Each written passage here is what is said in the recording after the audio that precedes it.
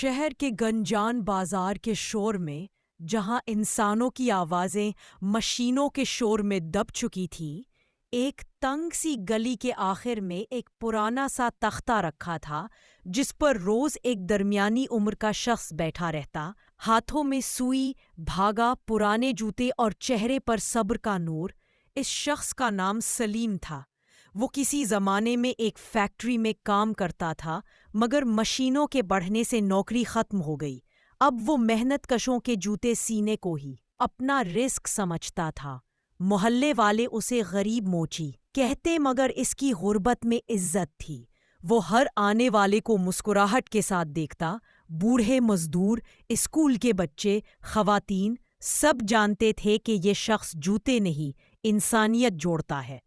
اس کی چھوٹی سی جھونپڑی شہر کی ایک بھولی ہوئی دیوار کے پیچھے تھی، جہاں سے صبح فجر کے وقت روشنی آتی اور سلیم وضو کر کے بسم اللہ پڑھتا۔ وہ اپنے بیٹے احمد کے بال سہلاتا اور کہتا، بیٹا، علم حاصل کرنا یہی وہ جوتا ہے جو انسان وہ گرنے نہیں دیتا۔ احمد چپ رہتا، کبھی کہتا، ابا، آپ ہمیشہ یہ کام کیوں کرتے ہیں؟ کبھی کچھ نیا کیوں نہیں کرتے؟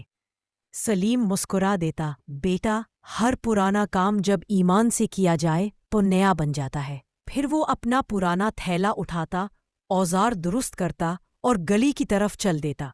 شہر کی چمکدار دکانوں سے گزرتے ہوئے وہ اکثر سوچتا کہ شاید کبھی وہ بھی ایک شیشے کی دکان کا مالک ہو جائے، مگر اگلے ہی لمحے اپنے دل کو سمجھاتا، یہ خواب نہیں، امتحان ہے، میں صبر سے جیتوں گا۔ تختے پر بیٹھ کر وہ اپنے اوزاروں کو ترتیب دیتا، مٹی کے پیالے میں دھاگا بھگو کر سوئی میں ڈالتا اور جوتوں پر جھک جاتا۔ اس کے ہر ٹانکے میں یقین کی خوشبو تھی، ہر دھاگے میں دعا بندھی تھی۔ گزرنے والے اکثر رکتے، مگر کوئی اس کے ہاتھوں کی محنت کو نہیں دیکھتا تھا۔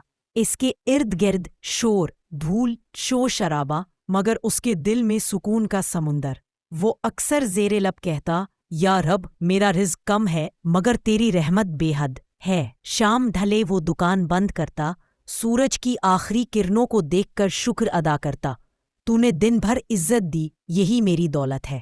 گھر جا کر وہ احمد کو پڑھتے دیکھتا، کبھی چپ چاپ اس کے قریب بیٹھتا، کبھی اس کے لیے پرانی چراغ کی لو تیز کرتا تاکہ روشنی رہے۔ رات کو جب سب سو جاتے، سلیم آسمان کی طرف دیکھ کر دعائیں کرتا، اے اللہ، میرے بیٹے کے نصیب میں وہ عزت لکھ دے جو میرے نصیب میں نہ تھی، مگر میری محنت کو اس کی قسمت کا حصہ بنا دے۔ اس کی زندگی یوں گزر رہی تھی جیسے ایک پرانی کتاب کے آخری صفحے پر روشنی کی کرن پھنس گئی ہو۔ دنیا تیزی سے بدل رہی تھی۔ اب لوگ آن لائن جوتے خریدتے، مشینوں سے بنواتے، مگر سلیم کے گاہک وہی تھے جو دل سے انسانیت کو مانتے۔ وہ جانتا تھا کہ اس کی غربت وقتی ہے، مگر محنت دائمی۔ وہ اکثر خود سے کہتا، دھوپ سخت ہو تو سایہ تلاش نہ کرو، خود سایہ بن جاؤ۔ گلی کے بچے جب اسکول جاتے ہوئے اس کے پاس سے گزرتے تو کہتے، بابا سلیم، آپ روز یہاں کیوں بیٹھے رہتے؟ وہ ہنستا اور جواب دیتا، کیونکہ یہاں بیٹھ کر مجھے لگتا ہے میں کچھ بن رہا ہوں، چاہے دنیا مجھے کچھ نہ سمجھے۔ اس کے چہرے پر وقت کے نشان تھے، مگر آنکھوں میں روشنی، جیسے کسی نے اس کے اندر امید کا چراغ رکھ دیا ہو۔ اس کی زندگی بظاہر سادہ مگر روحانی تھی۔ وہ ہر گاہک کے جوتے کے ساتھ اس کے دکھ کو بھی سینے لگتا، جیسے دنیا کے زخموں پر مرہم رکھ رہا ہو۔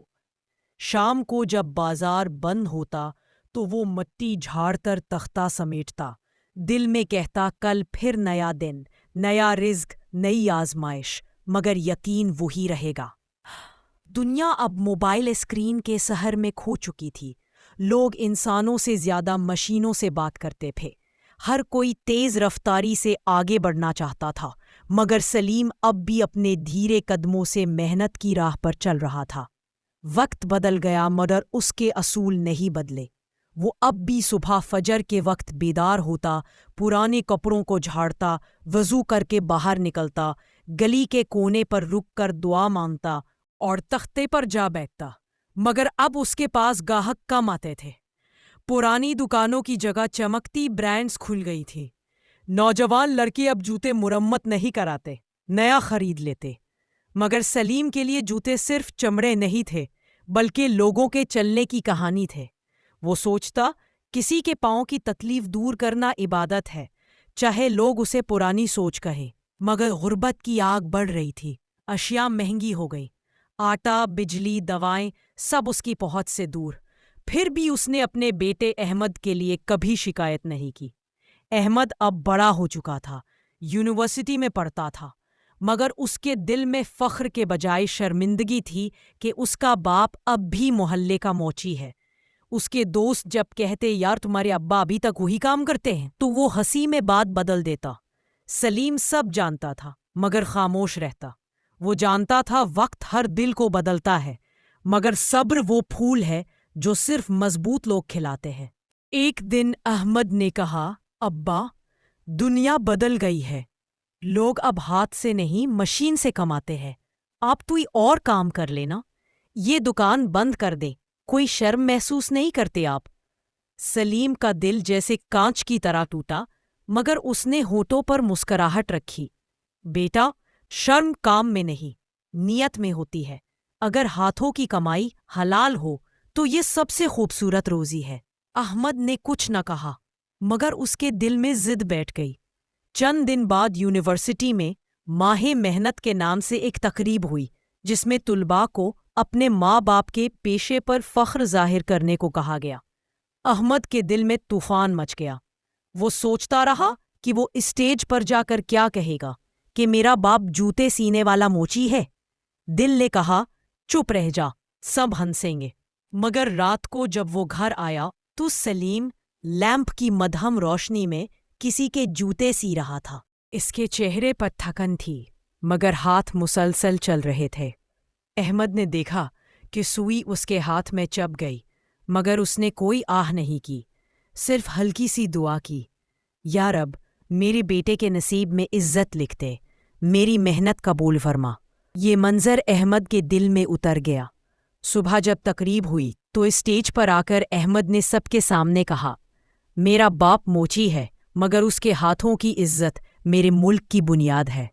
کھو جوتے سی کر نہیں، انسانیت کو جوڑتا ہے۔ سارا ہال خاموش ہو گیا، پھر تالیوں کی گونج سے بھر گیا۔ اس دن احمد کے دل میں ایک نیا فخر جاگا۔ وہ شام کو گھر آیا، باپ کے قدموں میں بیٹھ گیا، آنکھوں سے آنسو بہہ گئے۔ ابا، آج میں نے پہلی بار فخر سے کہا کہ میں موچی کا بیٹا ہوں۔ سلیم نے آنسو پونچھ کر کہا، بیٹا، تم نے وہ کہا جو میں برسوں سوچتا رہا، عزت کام میں نہیں، کردار میں ہے۔ دن گزرتے گئے، مگر حالات آسان نہ ہوئے۔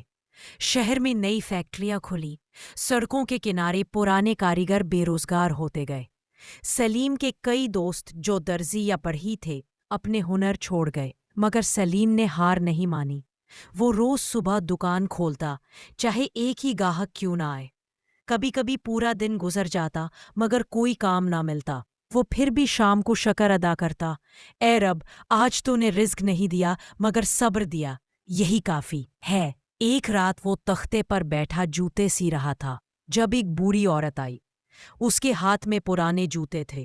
وہ بولی، بیٹا، میرے پاس پیسے نہیں، یہ جوتے ٹھیک کر دو، شوہر بیمار ہے، کل اسپتال لے جانا ہے۔ سلیم نے مسکرا کر کہا، ماں، پیسوں کی بات کیوں کرتی ہو؟ تمہاری دعا میرے لیے سونا ہے۔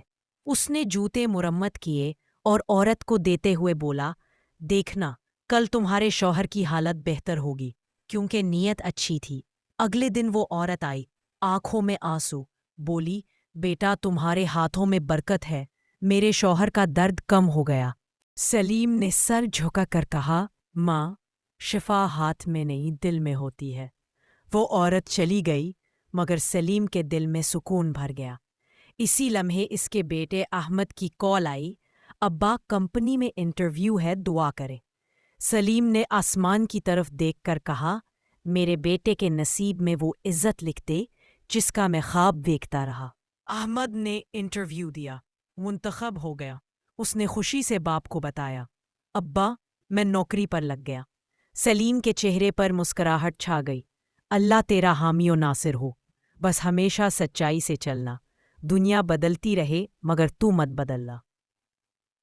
اس کے بعد احمد کا نیا سفر شروع ہوا، مگر سلیم کے لیے دن ویسے ہی رہے۔ گاہک اب اور کم ہو گئے، مگر اس کے یقین میں کمی نہیں آئی۔